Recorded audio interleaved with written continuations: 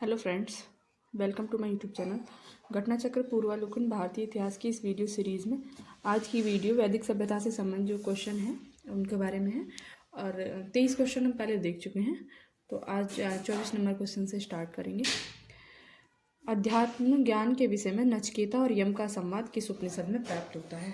तो कठोपनिषद में। जब इसकी समरी पढ़ रहे थे तो कई बार इसका जिक्र हुआ था, है ना। नचिकेता आख्यान का उल्लेख मिलता है, यानी सेम वही क्वेश्चन, नचिकेता आख्यान का उल्लेख कहाँ मिलता है? कठोपनिषद में। अब यहाँ है कि उपनिषद काल में राजा अश्वपति शासक थे, यानी राजा अश्वपति कहाँ के शासक थे। तो उपनिषद काल में कुछ राजा इंपॉर्टेंट हैं, उनका मतलब वो कहाँ कहाँ के शासक थे उसके बारे में थोड़ा पता होना चाहिए। जैसे कि विदेह के राजा जनक, है ना। और जनक के दरबार में ही हमने देखा था कि गार्गी और याज्ञवल्क्य का जो संवाद होता है उसके बारे में हमने पढ़ा था, है ना। तो राजा जनक कहाँ के थे? तो राजा जनक कहाँ के थे? विदेह के, ठीक है।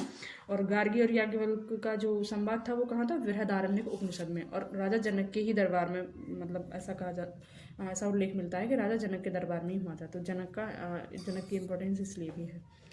देखो, उपनिषद काल के राजा अश्वपति शासक थे, कहाँ के थे? कैकेय के। बाकी कुछ एक दो और दे रखे हैं, वो भी पढ़ लो। कि विदेह के राजा थे जनक, पांचाल के राजा थे प्रवाहट जाबाली, कैकेय के राजा हो गए अश्वपति, ठीक है। तो राजा अश्वपति कहाँ के हो गए? कैकेय के। और काशी के हो गए अजातशत्रु। तो काशी के इसलिए इम्पोर्टेंट हो गए कि ये यूपी से संबंधित हो गया, है ना। निम्नलिखित में से वैदिक साहित्य का सही क्रम कौन सा है? वैदिक साहित्य में पहले कौन सा लिखा गया और बाद में कौन सा? वैदिक साहित्य है ब्राह्मण, आरण्यक एंड उपनिषद। आरंभिक वैदिक साहित्य में देखो, उपनिषद को वेदांत भी कहते हैं, वो हमने शायद पीछे कहीं आया है, पढ़ा होगा, ठीक है। आरंभिक वैदिक साहित्य में सर्वाधिक वर्णित नदी कौन सी है? तो सर्वाधिक वर्णन किस नदी का हुआ है? सिंधु का। और सबसे पवित्र नदी कौन सी है? सरस्वती, ठीक है। गंगा के बारे में क्या इंपॉर्टेंट है कि भाई गंगा वर्तमान में कितनी पवित्र मानते हैं हम, लेकिन उस वक्त गंगा को पवित्र नदी नहीं मानते थे, और गंगा का उल्लेख सिर्फ एक बार है, ठीक है। शतुद्री को आज की मतलब जो सतलज है उसको शतुद्री कहते हैं। तो हमने ये चार ऑप्शन कंप्लीट कर लिया। सिंधु नदी का ऋग्वैदिक काल में सर्वाधिक महत्व था। सिंधु नदी का ऋग्वैदिक काल में सर्वाधिक महत्व था, इसी कारण इसका उल्लेख ऋग्वेद में सर्वाधिक बार हुआ। सिंधु नदी को उसके आर्थिक महत्व के कारण हिरण्याई कहा गया, ठीक है।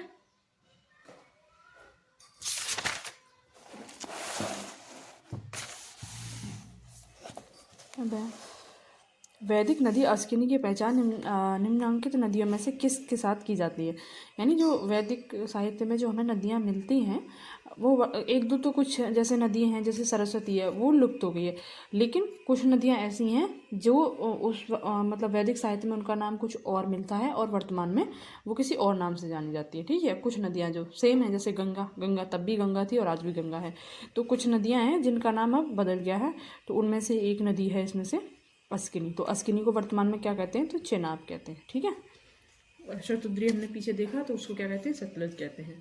और जैसे पुरुषनी को रावी कहते हैं। रावी हमने हड़प्पा सभ्यता में पढ़ा था कि रावी के बाएं तट पे जो हड़प्पा स्थल की खुदाई हुई, तो वो कहाँ है? रावी के बाएं तट पे। तो इस तरीके से कुछ नदियाँ हैं जो बार बार जिनके नाम आ रहे हैं, तो उसके बारे में जो भी कुछ दिया है वो हमें अच्छे से याद होना चाहिए। अब इसमें दिया है कि ऋग्वेद में निम्नांकित किन नदियों का उल्लेख अफगानिस्तान के साथ आर्यन के संबंध का सूचक है? तो कुबा और क्रुम, ठीक है। तो अब इसमें अफगानिस्तान की नदियाँ पूछी हैं कि अफगानिस्तान की किन नदियों का उल्लेख हमें वैदिक रचनाओं में मिलता है। तो उससे वैदिक रचनाओं में किन नदियों का उल्लेख है, तो इससे ये अंदाजा लगाया जाता है कि ये सभ्यता वहाँ तक विस्तृत रही होगी, ठीक है। तो इसमें किसका उल्लेख है? कुबा और क्रुमो का।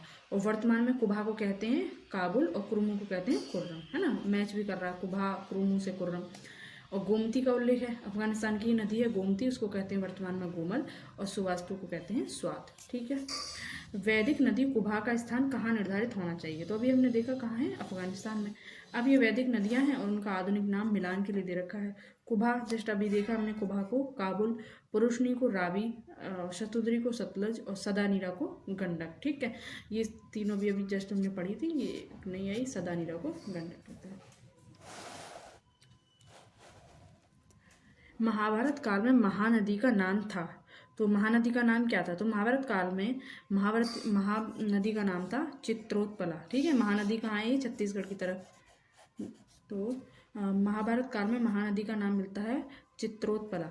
महानदी का उल्लेख महाभारत में भीष्म पर्व में प्राप्त होता है। तो इनमें से किसी का भी नाम महानदी नहीं था उस वक्त, ठीक है। गंगा का नाम गंगा ही मिलता है हमें। तो अब है, निम्नलिखित में से कौन सी प्रथा उत्तर वैदिक काल में प्रचलित हुई। तो उत्तर वैदिक काल में कौन सी प्रथा प्रचलित हुई। तो चारों पुरुषार्थ तथा आश्रम।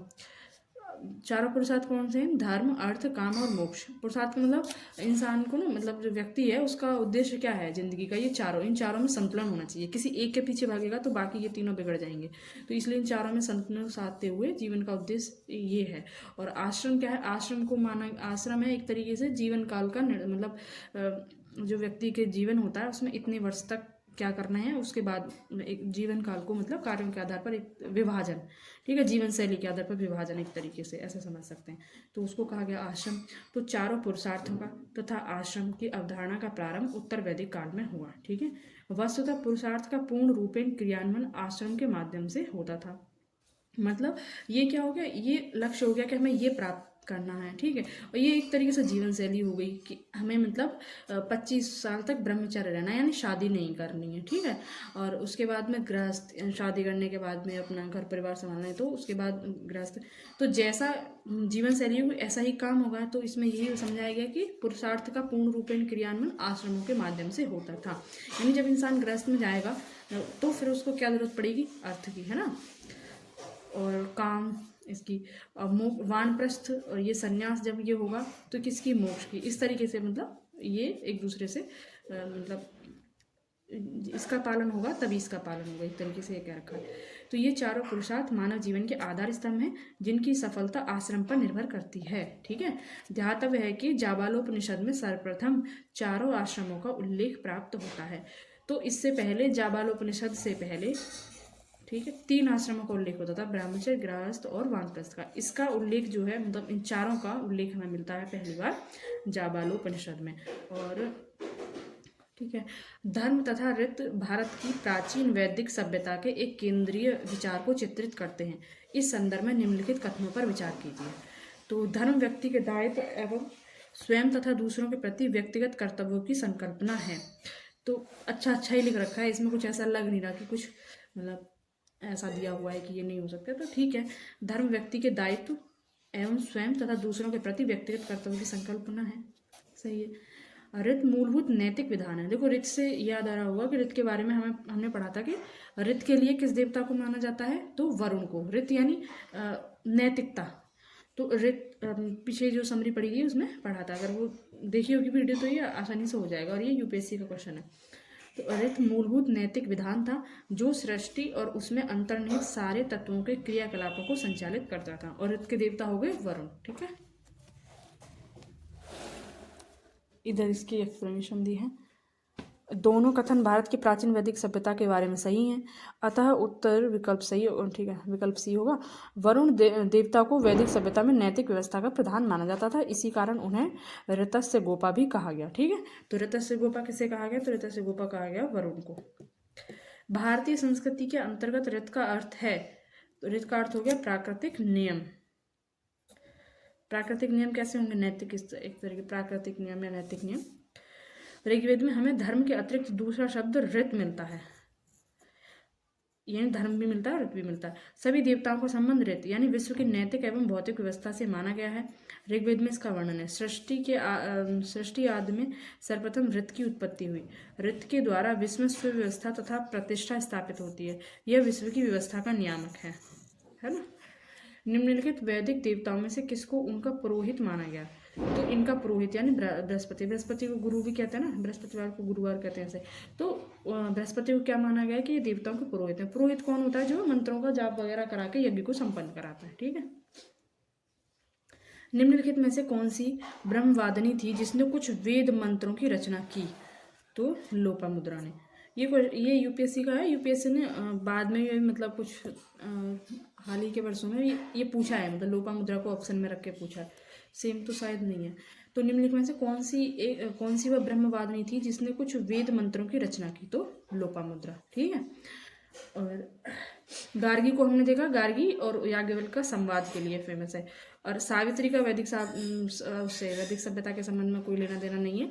और लीलावती क्या है, तो लीलावती आर्यभट्ट की रचना है, और आर्यभट्ट की पत्नी का नाम भी लीलावती था, और उन्होंने अपनी रचना का नाम भी लीलावती रखा।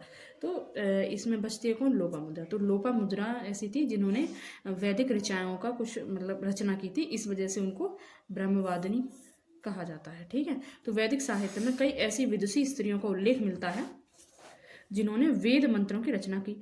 तो वेद मंत्रों की रचना करने वाली लोपामुद्रा से अलग कौन सी हैं, तो अपाला, घोषा, विश्ववारा, लोपामुद्रा। ठीक है, और लोपामुद्रा जो थी अगस्त्य ऋषि की पत्नी थी।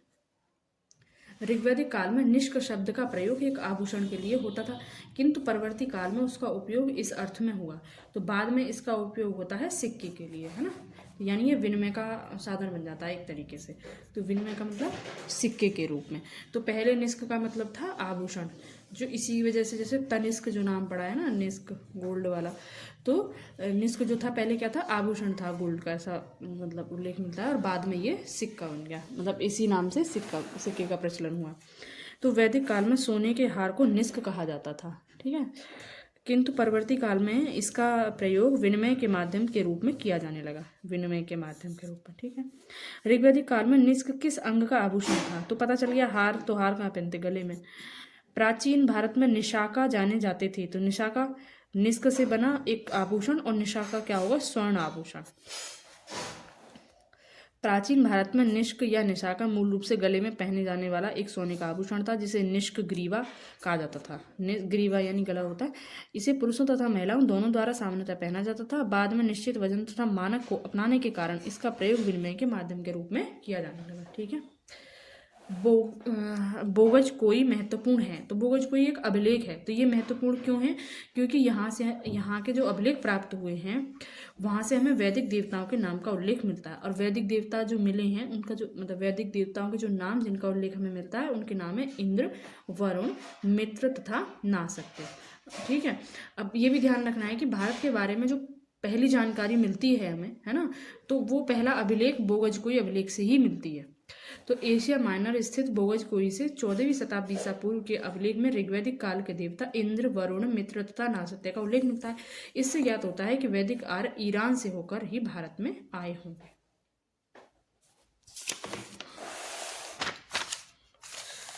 निम्नलिखित अभिलेखों में से कौन सा ईरान से भारत में आर्यों के आने की सूचना देता है, तो वो बोगज कोई।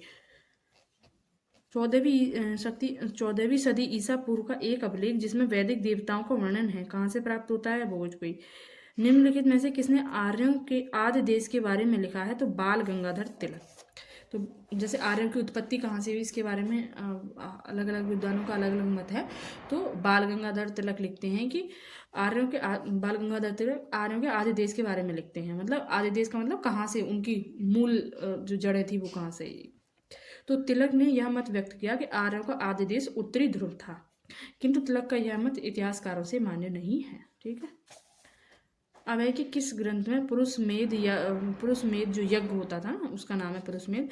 तो किस ग्रंथ में पुरुषमेध का उल्लेख हुआ है, तो पुरुषमेध क्या था, एक यज्ञ या शुक्ल यजुर्वेद के शतपथ ब्राह्मण तथा कृष्ण यजुर्वेद के तैत्तिरीय ब्राह्मण में वर्णित है। ठीक है, तो शुक्ल यजुर्वेद और इसमें दे रखा है, देखो इसमें शुक्ल यजुर्वेद भी दे रखा है और शतपथ ब्राह्मण भी दे रखा है। ठीक है, और कृष्ण यजुर्वेद के तैत्तिरीय में तो यानी इन तीनों में है। अब इसमें पूछा है एक, तो इस वजह से यहाँ स्टार मार्क किया हुआ है। शतपथ ब्राह्मण में उल्लिखित राजा विदेद माधव से संबंधित ऋषि थे, तो ऋषि गौतम राहुगण।